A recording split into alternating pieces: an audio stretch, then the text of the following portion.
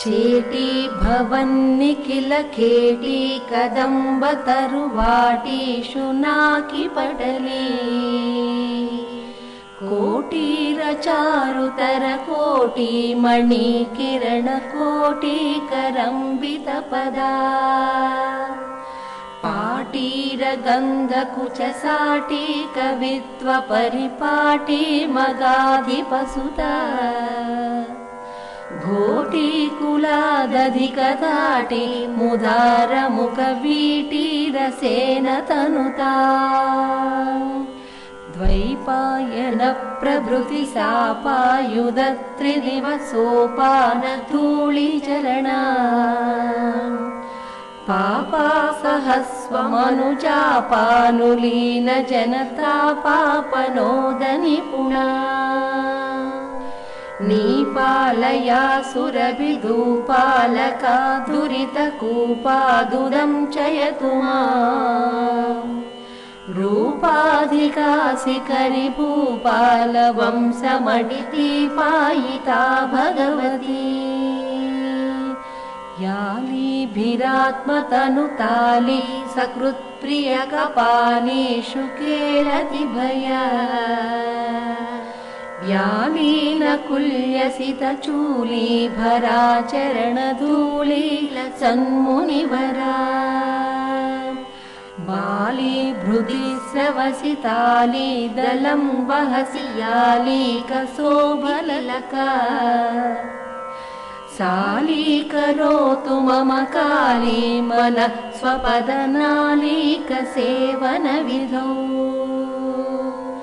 कूलातिकामि भयतूला बलि ज्वलनकीला निजस्तुतिविधा कोलाहलक्षपितकालामरी कुशलकीलालपोषणनभा स्थूला कुचे जननीला कचे कलितलीला कदम्ब विपिनी शूलायुध प्रणतिशीला विभातु हृदि शैलाधिराजतनया कुम्भावती समविडम्बा गलेन नवतुम्बा भवीण सविदा संबाहले यशसि बिम्बाभिराम मुखसंवादित स्तनभरा अम्बाकुरङ्गमदजम्बालरोचिरिह लम्बालक दिशतु मे बिम्बादरा विनत संवायुधादिनकुरम्ब कदम्ब विपिने यङ्काकरे वपुषि कङ्कादिरक्तपुषि कङ्कादिपक्षिविषप्ये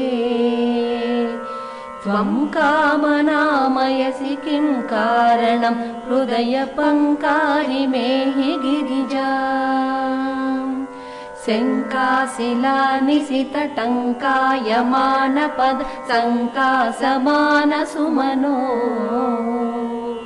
झङ्कारिमानततिमङ्कानुपेतसे सङ्कासि वक्त्रकमला यत्र श्रयो लगति तत्रा गजा वसतु कुत्रापि निस्तुलसुखा सूत्रामकालमुखसत्रासन प्रकरसूत्राणकारिकरणा चत्रानिलातिलयपत्राभिरामगुणमित्रामरि समवधू कुत्रा सहन्मणिविचित्राकृति स्फुरितपुत्रादिदाननिपुणा इन्धानकीरमणबन्धा भवे हृदय बन्धावती वरसिका सन्धावती भुवन सन्धारणेऽप्यमृतसिन्धावुदारनिलया गन्धानुभानुमहरन्धालिवीतकचबन्धा समर्पयतु मे सन्धाम भानुमपि सन्धानमासुपद सन्धानमप्यगसुत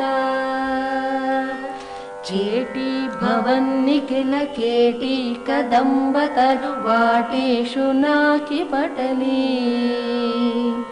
कोटिरचारुतर कोटि मणिकर्णकोटिकरम्बितपद